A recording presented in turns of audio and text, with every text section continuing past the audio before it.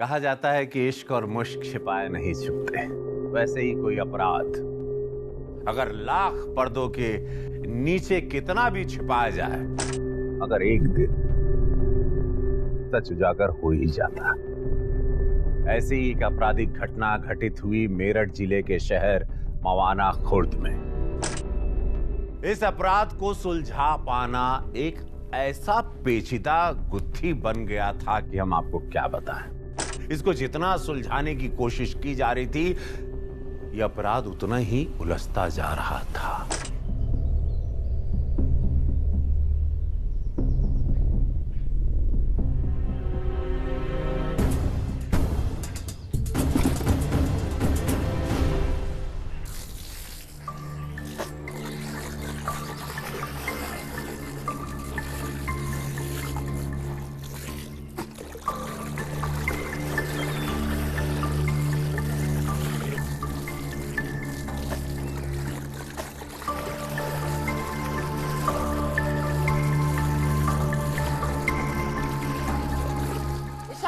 क्यों धो रही है? सूखेंगे कब? माँ ज्यादा कपड़े थे, मैंने सोचा कि धुल कर डाल देती हूँ। सारे काम उल्टे हैं इसके।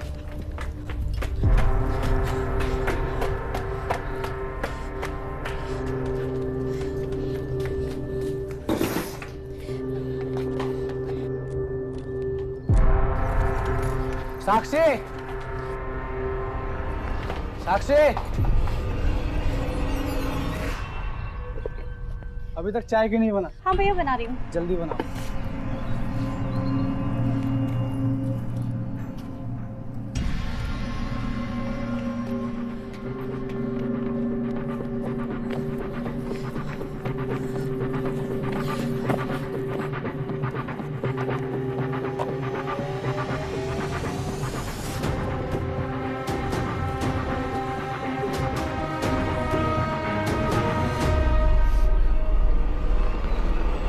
प्राची,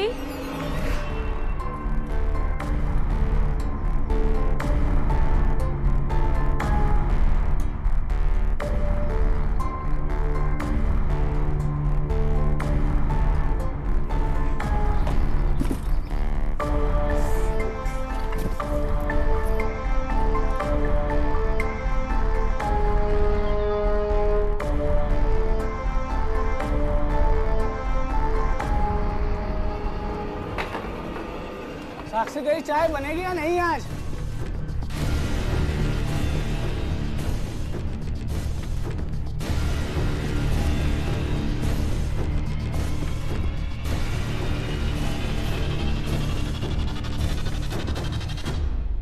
नितिन, नितिन, पकड़े जाएंगे। पकड़े जाएंगे मतलब? अरे पागल हो गई हो क्या? अभी याद आ रहा है तुम्हें? हाँ? आधे घंटे में बस है, चुपचाप चलो। नितिन, नितिन मुझे बहुत डर लग रहा है। अरे भांग खा के निकले हो क्या तुम? पकड़े गए ना तो काट के हमें अपने आंगन में बो देंगे वो लोग, समझी तुम? चुपचाप चलो। नितिन, अरे हम सही तो कर रहे हैं ना नितिन?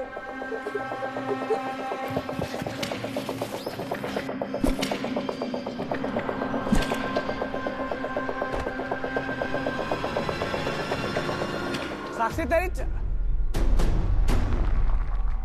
साक्षी! नितिन भैया, साक्षी रुक! तेज! तेज! बंदूक निकाल, वो नितिन के साथ भाग रही है, जल्दी! चल दिया! अरे हुआ क्या? क्या हुआ? अरे रुको तो! तेज चल!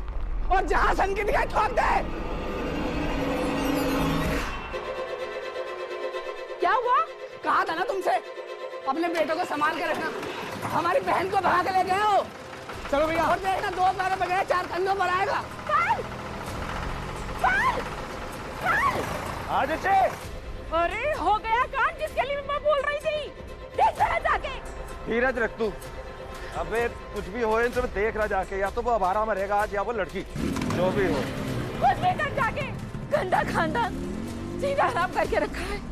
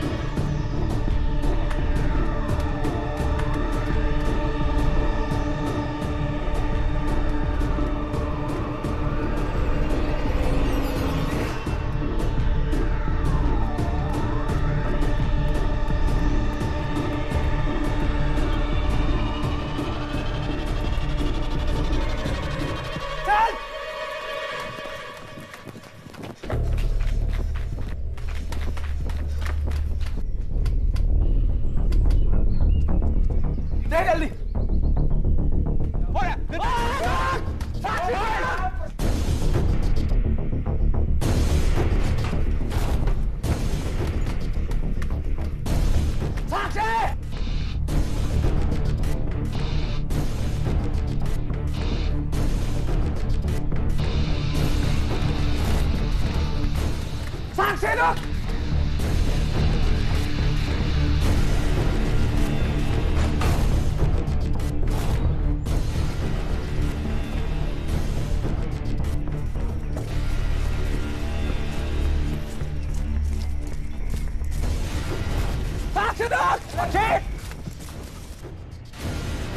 अरे कहाँ भाग रहे? राम मार गोली से। रुक।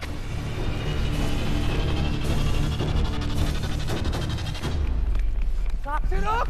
नितिन रुक जा।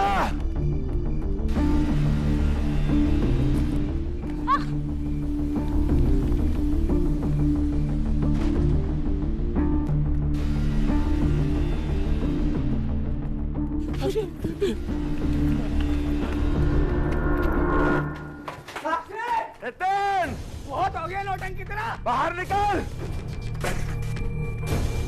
नितिन साक्षी चल कर देख। नितिन नितिन चल यहाँ नहीं है।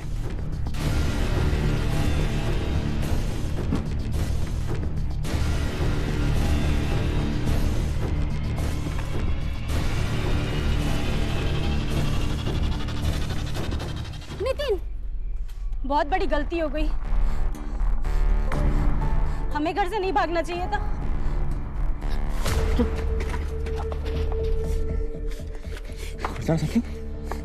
अभी चेचा उड़ा दूंगा मैं तुम्हारा। हमसे प्यार करना गलती तुम्हारी, हमारे साथ नहीं गलती तुम्हारी। एक बात कान खोल के सुन लो साक्षी मैडम, ये प्यार किया है तो निभाना तो पड़ेगा, चाहे तुम्हारे लिए सजा बने या दुआ, निभाना तो पड़ेगा। और अगर तुमने अपने कदम पीछे खींचे ना तो अर्थी उठेगी हमारी।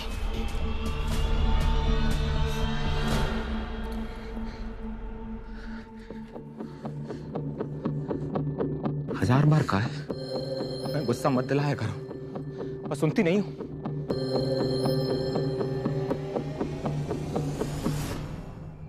सुनो, तुम यहीं पे खड़ी रहना, हम बाहर जाते हैं देख के आते हैं कि वो लोग गए कि नहीं।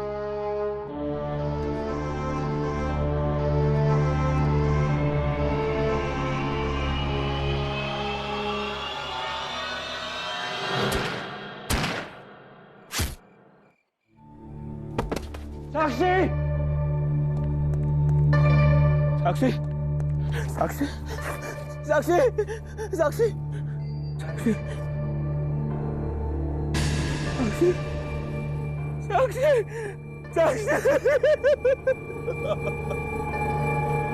नितिन साक्षी नितिन साक्षी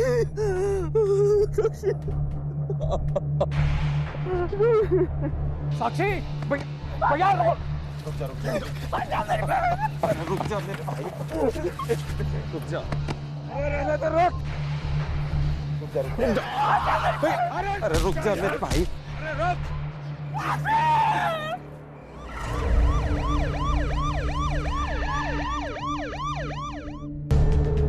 किसी ने मारा मेरे बहन को।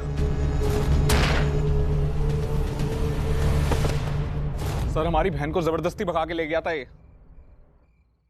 सन किया ये। चुप करो, अरे इन सबको क्राइम सीन से बाहर करो। चलिए सर, हाँ जी, चलो चलो चलो चलो। गोली लड़की के सर के पीछे से लगी है और सामने से नहीं, और बॉडी यहाँ गिरी है। इससे साफ पता चलता है कि गोली कहीं पीछे से आई है और बॉडी यहाँ सामने की तरफ आकर गिरी है। रे तू था इसके साथ, मारा क्यों इसे? साहब मैं तो उसे जी जान से प्यार करता था साहब, मैं क्यों मारूंगा उसे? साहब हम दोनों भाग रहे थे, जब मैं गोली की आवाज सुन के पीछे मुड़ा, मुझे लगा कि साक्षी के भाई ने गोली चला दी और हड़बड़ी में मेरे हाथ से गोली चल गई, पर मैंने साक्षी पे गोली नहीं चलाई है। जब तूने सामने से गोली चलाई या गोली लड़की के सर के पीछे कैसे लागी? मुझे नहीं पता साहब, मुझे तो बस इतना मालूम है कि गोली की आवाज आई और मैं पीछे मुड़ गया था। सर मुझे तो कुछ समझ में नहीं आ रहा। एग्जैक्टली लड़की के पीछे यहां तो कोई आ नहीं सकता, और इस दीवार में कोई खिड़की नहीं है, पर रोशनदान नहीं, और इधर उधर कोई दरवाजे भी नहीं है। लेकिन ये लड़की के सर के पीछे गोली लगी कैसा? और सर कोई मुमकिन सुराग भी नहीं मिल रहा, क्योंकि अगर किसी ने करीब से गोली मारी होती तो घाव बहुत बड़ा और गहरा होता, पर ऐसा कुछ भी नहीं है। मैडम जी, ये पहली बार ऐसा मर्डर केस है जिसमें साइंस और लॉजिक दोनों ही फेल है। सुन रहे भाई, भले ही तूने इस लड़की को नहीं मारा, पर हमारे साथ में थाने चलना पड़ेगा। मैन जी साहब। या छोरे ने गाड़ी में बैठा थाने ले चल। जी साहब। और बॉडी ने पोस्टमार्टम में भेज दे, और हम दोनों परिवार वालों से पूछताछ करके आते हैं। ठीक है साहब। चल। अरे खड़े हो, आजा। प्यार कहने को दुनिया का सबसे खूबसूरत एहसास। 24-25 साल के ये दोनों बच्चे, जिन्होंने अभी तक ठीक से दुनिया में कदम भी नहीं रखा था, अपने जुनून को प्यार का नकाब दे रहे थे। नतीजा साक्षी की मौत, वो भी इतने पेचीदा तरीके से। सोचने वाली बात यह है कि एक बंद सिनेमा हॉल में, जहां ना कोई खिड़की थी, ना कोई रोशनदान था, ना ही कोई दूसरा दरवाजा, क्या था इस कत्ल का राज? ये सब नितिन के परिवार वालों की वजह से हुआ है सर। उनकी वजह से हमारी फूल सी बच्ची चली गई, मार दिया उसे। अरे इन्हें समझाया था कि अपने नितिन को समझाओ, लेकिन ना, कुछ नहीं करा इन्होंने। इनकी वजह से हमारी फूल सी बच्ची मर गई। और आज इनके पागल बेटे ने वही किया जिस बात का हमें डर था। सर आप माने या ना माने, गोली इनके लड़के नहीं चलाई। क्या लगा रखी है? हटाओ इनको सबको पीछे। और गोली अगर उसने नहीं भी चलाई ना, तो मेरा यकीन है ये काम उसने किसी और से करवाया। हत्यारा तो वही है, कसम भोलेनाथ की। जब तक उसे जिंदा जमीन में नगाड़ दूं ना, चैन की सांस नहीं लूंगा। उसके लिए चाहे मुझे पुलिस स्टेशन में घुस के क्यों ना मारना पड़े। ओए, क्या बकवास कर रहा है? क्या बोल रहा है?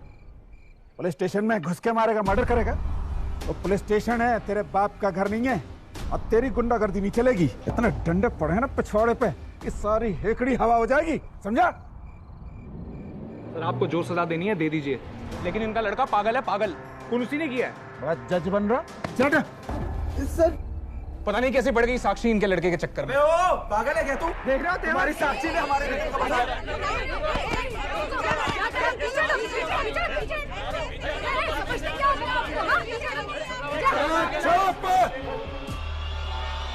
हाँ, तमाशा बना दिया तुम लोग ने। सर इनके तेवर तो देखिए। और चुप रहे, जितना पूछा जाएगा उतना ही बोला जाएगा।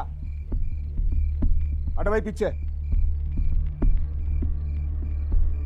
विनोद जी, आपको क्या लगता है आपका बेटा ऐसा कर सकता है? जब से मैंने दूसरी शादी की, मेरा बेटा हमसे दूर होता चला गया। उसके दिमाग में क्या चलता था कुछ पता नहीं। सर बिल्कुल ठीक कह रहे हैं, ये एकदम सिरफिरा था। सिरफिरा तो था ही, और ऊपर से इनकी बदचलन लड़की ने उसका दिमाग और खराब करके रख दिया था। सर जी बोरा आ गया था नितिन उसके प्यार में। पहले तो बहला फुसला के ले गई वो नितिन को, फिर जब एहसास हुआ तो वापस आना चाह रही होगी। अबे तू चुप कर। और चुप कर, सवाल उसे। सर उसी ने मारा होगा, अपने गुस्से पे आपा खोना उसकी पुरानी आदत थी। सर हम जानते हैं कि नितिन को गुस्सा आता था और वो अपना आपा खो बैठता था, लेकिन वो ऐसी हरकत नहीं कर सकता। वो नहीं मार सकता साक्षी को। तुम कौन हो? हाँ, इसी ने उन दोनों की भागने में मदद की थी। पूछिए इससे।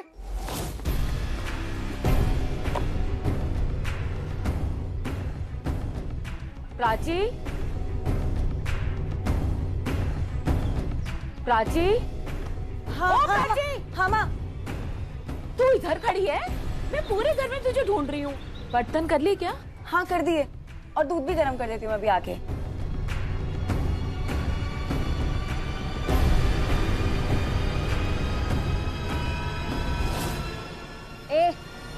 डालो इसे, थाने लेके जाना है पूछताछ के लिए। पर लेके चलो।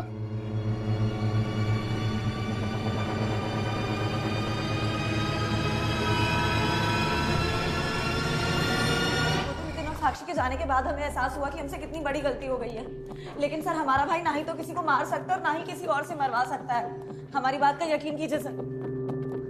सर, हमको एक बार नितिन से मिलने दीजिए ना। हाँ, मिलवा देते हैं, पर उसको बोलो अगर कुछ है तो अभी बता दे, वरना बहुत पछताएगा। साक्षी का मर्डर उसकी मौजूदगी में हुआ है, बच नहीं पाएगा। भाई मिलवा दे छोरी ने। जी साहब, आइए चलिए। शुक्रिया। विद्या जी। जी सर।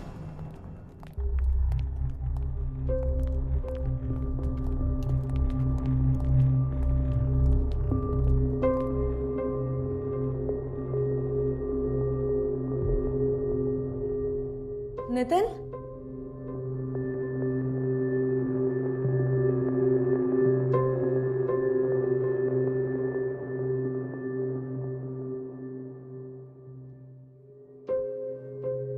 नितिन, कैसे हुआ ये सब?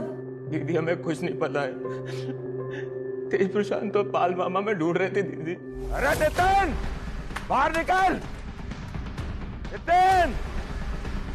दीदी, हम तो बस उन्हें देखने गए थे कि वो गए कि नहीं। दीदी, अचानक से ना गोली चलने की आवाज आई। साक्षी। नितिन, संभाल अपने आप को। अच्छे से याद करके बता क्या क्या हुआ था उस रात। हाँ, एक बात याद है जो अब अजीब सी लगती है दीदी। क्या? दीदी, गोली दूर से चली थी दीदी। दीदी, ऐसा लगा ही नहीं कि गोली सिनेमा हॉल के अंदर चली है। कुछ भी बोले जा रहे हो? मतलब साक्षी अंदर मरी और गोली की आवाज तुम्हें बाहर सुनाई थी? सर, हम बात कर रहे हैं ना, प्लीज 2 मिनट। नितिन, बात सुन हमारी। तूने कुछ गलत नहीं किया है। तू सब भूल जा, आराम से रह, सब ठीक होगा। हम इंस्पेक्टर से बात करते हैं। दीदी, हम इसी लायक है दीदी। हमारे गुस्से ने बहुत लोगों के साथ गलत किया है दीदी। इसीलिए भगवान ने हमसे हमारी माँ को छीन लिया, पिताजी को दूर कर दिया और अब साक्षी। नितिन, तू ऐसे क्यों बोल रहा है? हम है ना तेरे साथ। दीदी, आप हैं इसीलिए अभी तक हम जिंदा हैं। नितिन, कब का खत्म कर दिया होते अपने आप को। नितिन, खबरदार, जो तुमने ऐसी बात की, हम बात नहीं करेंगे तुमसे। सॉरी दीदी, हमें माफ कर दो। दीदी, आप अपना ख्याल तो रख रही है ना? दीदी, आप घर छोड़ के चले जाइए कहीं, हम आपको बचा नहीं पाएंगे। हमें तो लगता है कि हम इसी जेल में सड़ के मर जाएंगे। नितिन, तुम हमारी बात सुनो। तुम गलत नहीं हो। साक्षी को तुमने नहीं मारा है नितिन। तुम बस गलत वक्त पर गलत जगह मौजूद थे। और रही बात तेज और प्रशांत की, उन्हें हम तुम्हें छूने भी नहीं देंगे। नितिन, तुम हमारी बात सुनो। तुम्हारी बहन अभी जिंदा है। हम तुम्हें यहां से निकाल के रहेंगे। हम पे भरोसा रखो। हम तुमसे जल्दी मिलते हैं।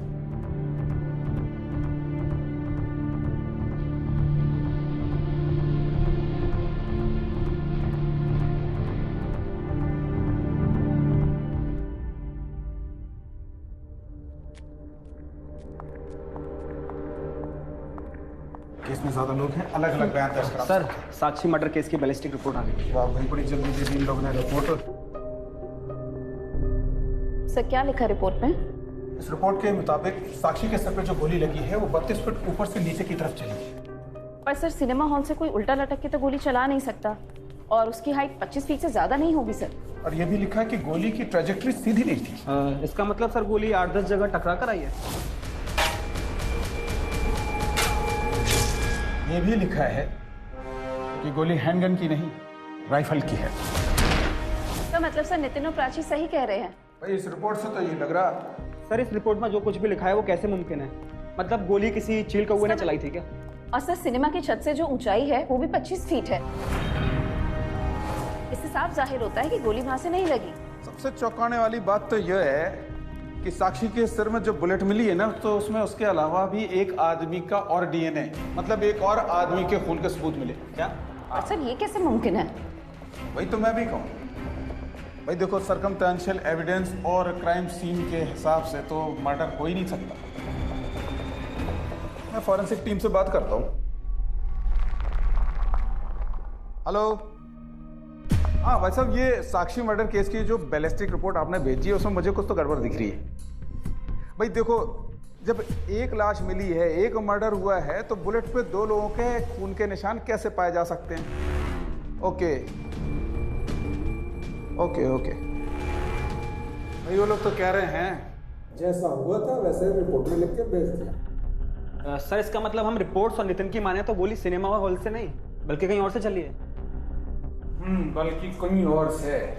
और सर, देखने वाली बात यह है कि ये सिनेमा की छत से जो ऊंचाई है वो 25 फीट की है और गोली उसके और ऊपर से चली है। रिपोर्ट के मुताबिक 25 और ये 32 हैं? और अब इसे देखो, ये रहा स्टॉल का एरिया, ये रही डेड बॉडी। अब इसके पीछे ना तो कोई दरवाजा है, ना कोई खिड़की, ना ऊपर रोशनदान, ना इधर भी कोई दरवाजा। अब गोली कहां से चली और लड़की के सिर के पीछे कैसे लगी?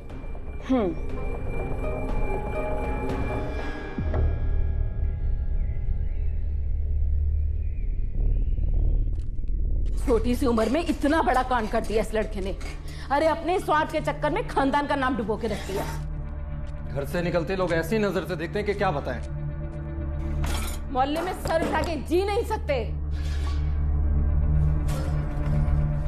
हम तो सोच रहे हैं मम्मी घर बार छोड़कर कहीं और चले जाते हैं। मैं भी तो यही कह रही हूँ, यहाँ रहे तो जीना मुश्किल हो जाएगा। और दूसरी बात, हमारी लड़की से शादी करेगा कौन? कुंवारी रह जाएगी। आप लोग अभी से इतना मत सोचो। नितिन पर लगा हुआ कोई भी इल्जाम साबित नहीं हुआ है अभी।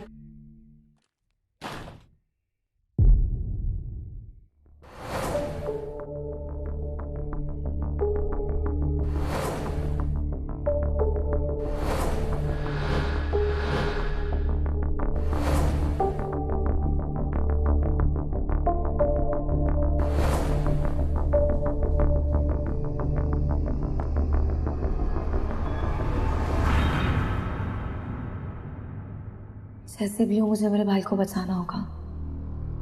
कैसे बचाएं अपने भाई को? कहां से शुरू करें?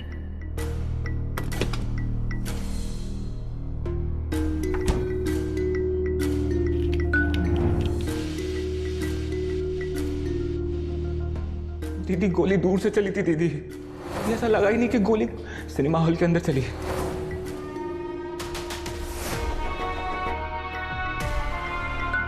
नितिन ने बोला था कि गोली की आवाज दूर से आई थी,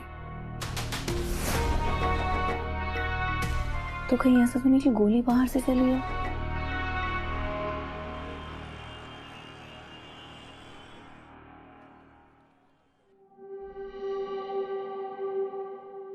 सर, हमें आपसे कुछ जरूरी बात करनी थी।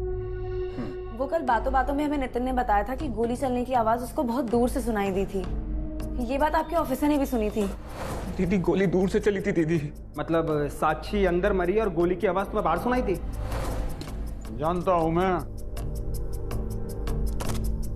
गोली 32 फुट की हाइट से चली, पर सवाल यह है कि अगर गोली सिनेमा हॉल के प्रोजेक्शन विंडो से चली, यानी कि सामने से, तो लड़की के चेहरे पे सामने से लगनी चाहिए, और गोली लगी है लड़की के सर के पीछे। हाँ? सर, तो फिर इन सब का मतलब तो यही है ना कि हमारा भाई निर्दोष है। छोरी, मैंने तेरे भाई को कत्ल के इल्जाम में न रख रखा, उसे कत्ल का सच छुपाने के इल्जाम में रखा हुआ। चल घर जा।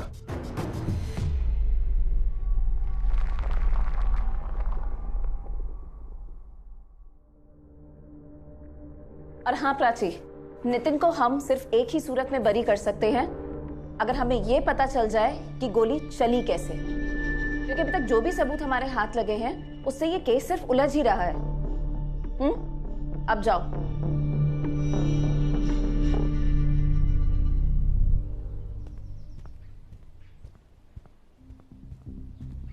प्रशांत, तू यहाँ कैसे आई? निकल यहाँ से, निकल हमारे घर से। आंटी मुझे कुछ बात करनी है आपसे। तू यहाँ कैसे आई? बाहर निकल हमारे घर से, निकल बाहर। निकल। बस एक बार मेरी बात सुनिए, मैं आपसे कुछ बात कर। कुछ नहीं सुनना मैं। आंटी आप बस एक बार हमारी बात सुन लीजिए। हम पुलिस स्टेशन से होकर आ रहे हैं और उन्होंने बताया कि साक्षी को नितिन ने नहीं मारा। चुप, बिल्कुल चुप। अपनी जुबान से उसका नाम भी लिया ना, तेरी जुबान काट देंगे। चल बाहर निकल, बाहर निकल यहाँ से। उसके साथ जो कुछ भी हुआ ना, उसका जिम्मेदार तेरा भाई है। निकल यहाँ से। चल बाहर निकल, निकल बाहर यहाँ से। आंटी मेरी बात का यकीन कीजिए, मेरे भाई ने कुछ नहीं किया, मेरा भाई ने टोश से कह दिया ना, बाहर निकल यहाँ से। कुछ नहीं सुनना चाहिए। अरे पागल है भाई। मेरा भाई पागल नहीं है। क्या आप लोगों ने एक ही रट लगा रखी है कि मेरा भाई पागल है? मेरे भाई ने सब कुछ किया। वो मेरे भाई ने कुछ नहीं किया। अगर हमारी बात सुन, कुछ नहीं सुनना है, कुछ नहीं सुनना। चल निकल बाहर। लेके जा इसे। कराली बेइज्जती पड़ गई तेरे कलेजे में ठंडक। बेशरम, तू करने क्या आई थी इधर? हाँ, मैं इन्हें सच बताने आई थी कि नितिन ने नहीं मारा है साक्षी को। और अगर आप लोग इतना ही अपने बनते हो ना साक्षी के, तो जाओ पुलिस स्टेशन और सच का पता लगाओ। सच ढूंढो ना कि उसके अपने बन के रोले धोने का ढोंग करो। ये ढोंग कर रहे हैं हम लोग। ढोंग कर रहे हैं, ढोंग कर रहे हैं। चल यहाँ से बाहर निकल। चलो लेके जाना है पागल को। क्या है? काम की बात करता है। मामा, मामा इसे इसकी औकात दिखाते हैं। ओए संजय को बुला, संजय को। प्रशांत की लड़ाई होगी। जल्दी जा, बुला के सब बुला। जल्दी बुला इन्हें।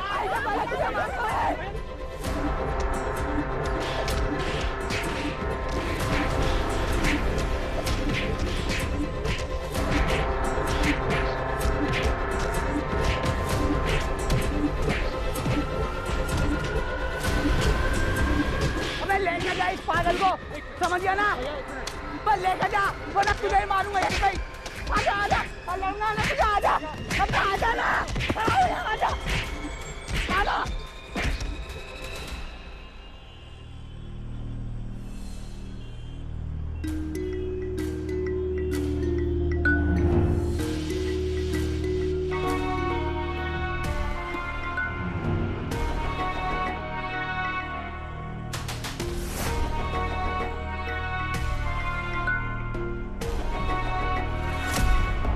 डरो मत, हम तुम्हें नुकसान पहुंचाने नहीं आए।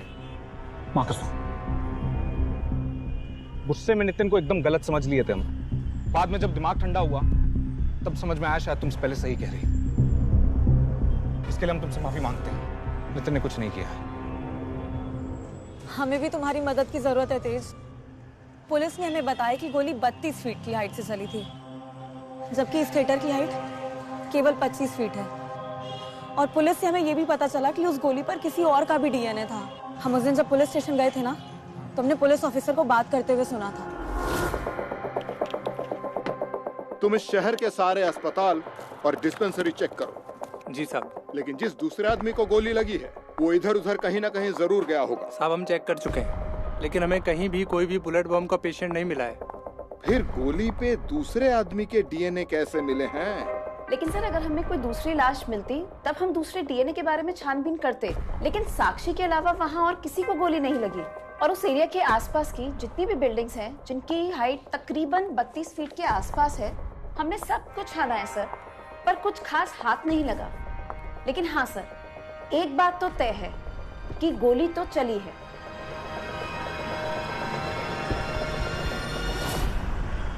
तुम इस बात का मतलब समझ रहे हो तेज? क्या? यही कि साक्षी पर गोली चलना जरूरी नहीं है कत्ल हो, वो एक हादसा भी हो सकता है। बस इस बात को साबित करने के लिए हमें पहले ये पता करना होगा कि पहले गोली किस पर चली और कहां से चली। आओ हमारे साथ। चलो।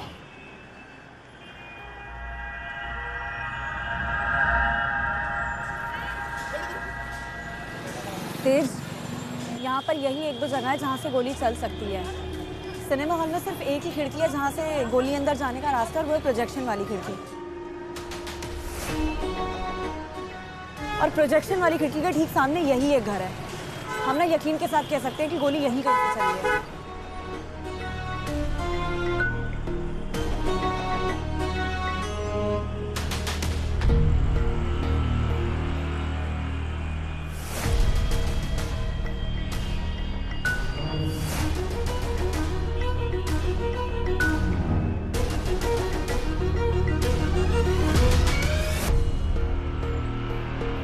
भैया, कल रात थिएटर में जो कत्ल हुआ था उसके बारे में कुछ बात करनी है आपसे। क्या बात करनी है? भैया, आपने कोई गोली की आवाज सुनी थी क्या? हाँ, सुना तो था, लेकिन वो आवाज थिएटर की तरफ से नहीं आई थी। ऐसा लग रहा था कि मेरे सर के ऊपर से आई है वो आवाज। अभी जब तक पुलिस ने कुछ पूछा नहीं, अभी तक मैंने भी कुछ नहीं बताया अभी क्या मसला है, लेकिन हाँ, मेरे को पक्का मालूम है कि थिएटर की तरफ से नहीं आई।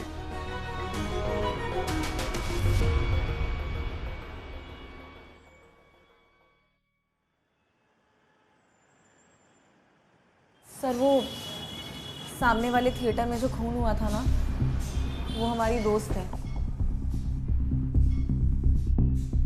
अगर आपने कुछ भी देखा हो या सुना हो। हाँ, हमने तो सिर्फ गोली की आवाज़ सुनी थी। वैसे भी हम पुलिस को बयान दे चुके हैं।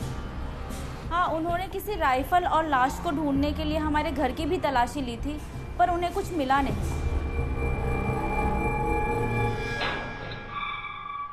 हाँ जी, क्या बात है? नमस्ते सर, हम प्राची हैं। कल आपके घर के सामने वाले सिनेमा में जो मर्डर हुआ ना, उसके ही बारे में कुछ बात करनी थी आपसे।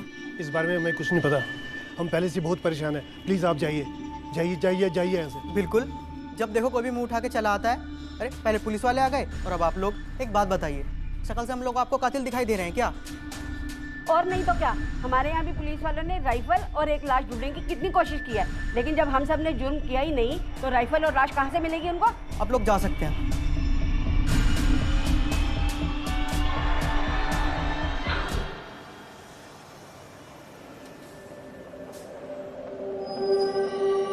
उनसे बात करके तो ऐसा लगा ना कि पुलिस वो सारे काम पहले ही कर चुकी है। तो अब मुझे ऐसा लगता है ना कि हमें किसी और तरीके से पता लगाना होगा कि अगर पहले गोली लगी तो किसको लगी और फिर वही गोली साक्षी तक कैसे पहुंची। तेज, मुझे ऐसा लगता है ना कि एक लाश तो और होनी चाहिए थी, मगर अभी तक नहीं मिली। अगर किसी और को पहले गोली लगी थी तो वो भी कहीं ना कहीं मिलना चाहिए था, मगर नहीं मिला। तो इसका मतलब ये तो नहीं कि वो इंसान अभी तक घर ना पहुंचा। यानी वो इंसान तक गायब है? हाँ, हम पुलिस को इस बारे में बता सकते हैं ना। देख लो भाई, एक भाई बहन का तो कांड खत्म नहीं हुआ, दूसरा और भागने को तैयार खड़े हैं। गजब परिवार है।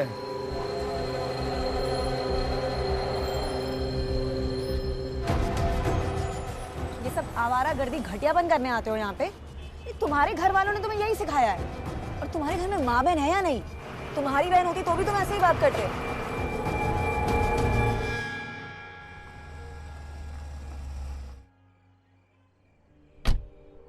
इतने डिस्कशन के बाद में यह निष्कर्ष निकला कि अगर गोली सीधी ट्रैजेक्टरी फॉलो करती तो या तो सीधे सामने लड़की को लगती या फिर पीछे टीम को। चूंकि सिनेमा हॉल के मरम्मत का काम चल रहा था, इसलिए मान लेते हैं कि गोली पीछे किसी रॉड, लोहे की रॉड या सरिया से टकराई, उसके बाद में लड़की के सर के पीछे लगी।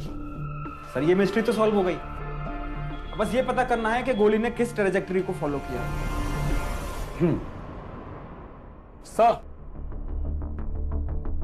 सर, हमें लगता है वो जो आदमी जिसे दूसरी गोली लगी थी, सर वो गायब है।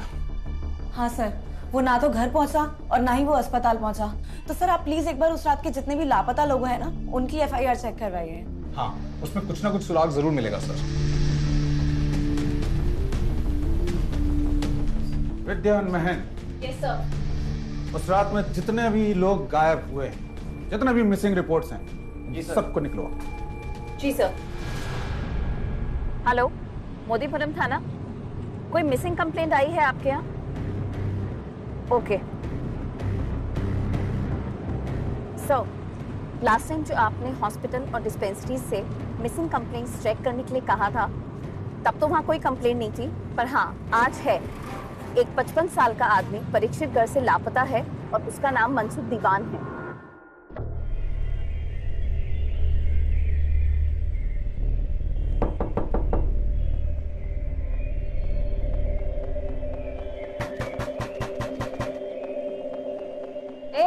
इधर आ। ये मनसुख दीवान के परिवार वाले कहाँ हैं? मनसुख तो 2 दिन से लापता है और आज सुबह से उसकी बेटी भी नहीं दिखाई दी। कुछ बता सकते हो इनके बारे में? कुछ खास नहीं, कानपुर के रहने वाले थे। बीवी आशिक के साथ भाग गई थी, तो बाप बेटी यहाँ गए थे उसे ढूंढते ढूंढते। ठीक है मैडम, अब एक ऐसी औरत को कैसे ढूंढे जिसकी ना तो हमारे पास फोटो है और ना ही कोई इन्फॉर्मेशन?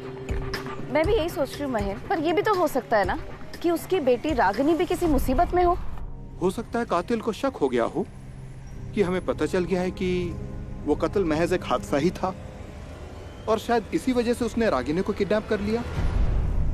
पर मनसुख तो वहाँ अपनी बीवी से मिलने आया था, इसका मतलब उसे मालूम था कि उसकी बीवी कहाँ है, तो उसे घर का पता भी मालूम होगा। तो इसीलिए मनसुख उसे किसी दुकान वगैरह में नहीं बल्कि घर में गया होगा।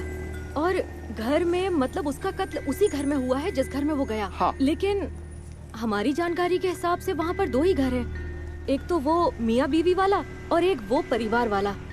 और पुलिस इन दोनों ही घरों में छानबीन कर चुकी है और पुलिस को वहाँ कुछ भी नहीं मिला।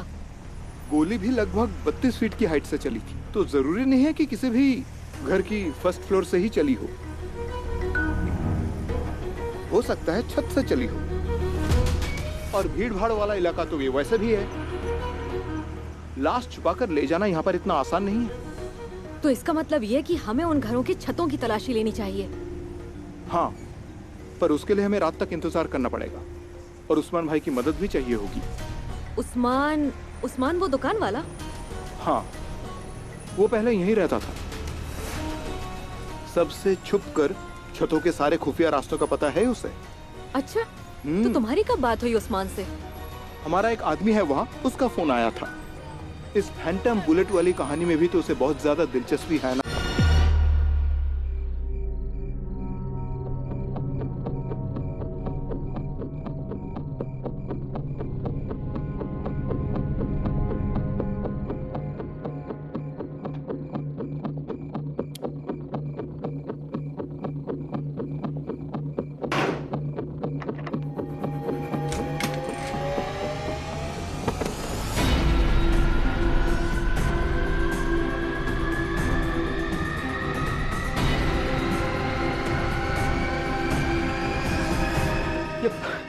ये तो मनसूख है।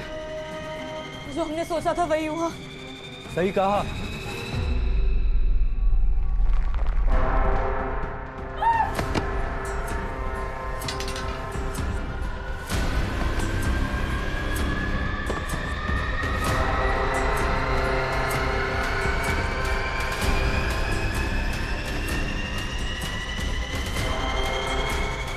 तुझे और सुनीता को मनसुख और साक्षी के कत्ल के इल्जाम में कड़ी से कड़ी सजा दिलवाऊंगा। तुझे क्या लगा था कि तू इतने स्मार्टली 2 लोगों को मार देगा और किसी को कानो कान खबर भी नहीं होगी? पर तुम ये शायद भूल गए, जुर्म कितनी भी समझदारी से किया गया हो, अपने पीछे कोई ना कोई सबूत छोड़ ही देता है। और वो निशानी, ये निशान ही सबूत है। इससे साफ पता चलता है जब तूने मनसुख पे गोली चलाई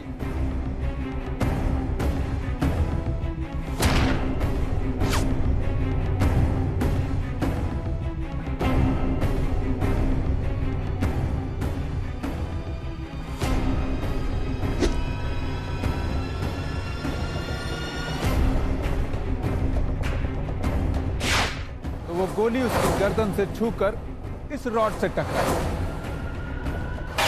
इस रॉड से टकराने के बाद उस रॉड से टकराई और उस रॉड से टकरा के वो उधर पीछे उस रॉड से टकराई और वो गोली लड़की के सिर के पीछे लग गई। अब तुम हमें ये बताओगे कि तुमने ये सब किया क्यों? ये सब बहुत जल्दबाजी में हो गया सर। हम साक्षी तो क्या, मनसुख को भी नहीं मारना चाहते थे, पर हमारे पास कोई और रास्ता नहीं बचा था सर। मैं और सुनीता एक दूसरे से बहुत प्यार करते थे, लेकिन सुनीता के घर वालों ने उसकी शादी जबरदस्ती मनसुख से करा दी, जो कि उससे दोगुनी उम्र का था। थोड़े दिन उसके साथ रहने के बाद सुनीता मेरे साथ भागकर यहाँ आ गई। फिर हम दोनों ने शादी कर ली। हम दोनों खुशी से रह रहे थे, पर एक रात मनसुख हमारे घर आया और हंगामा करने लगा। क्या काम है तुम्हारा यहाँ? मैं अपनी बीबी को लेने आया हूँ। अब तुम्हारा उससे कोई वास्ता नहीं है। हमारे बीच में कोई नहीं आ सकता। ले जाओ यहाँ से।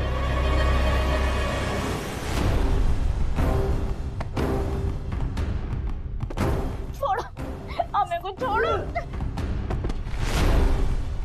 बंदूक लाओ, बंदूक लाओ जल्दी।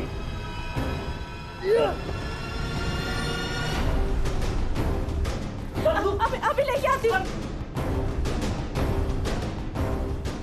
मत मारो मुझे मत मारो।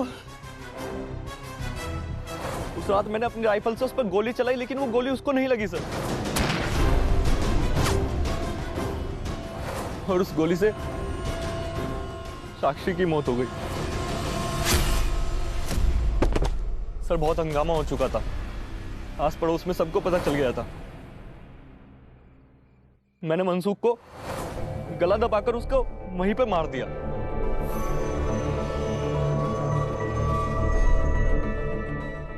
उसकी डेड बॉडी स्टोर रूम में छुपा दी। हमें नहीं पता था सर कि छत पर कोई आ जाएगा।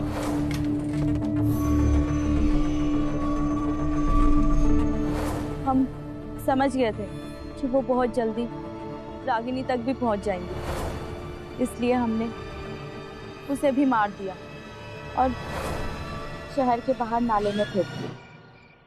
काश हम पहले ही इस नतीजे पर पहुंच गए होते, तो आज कम से कम रागिनी तो हमारे बीच होती। प्राची जी, असली कातिल सामने, तो हम आपके भाई को छोड़ रहे हैं। शुक्रिया सर।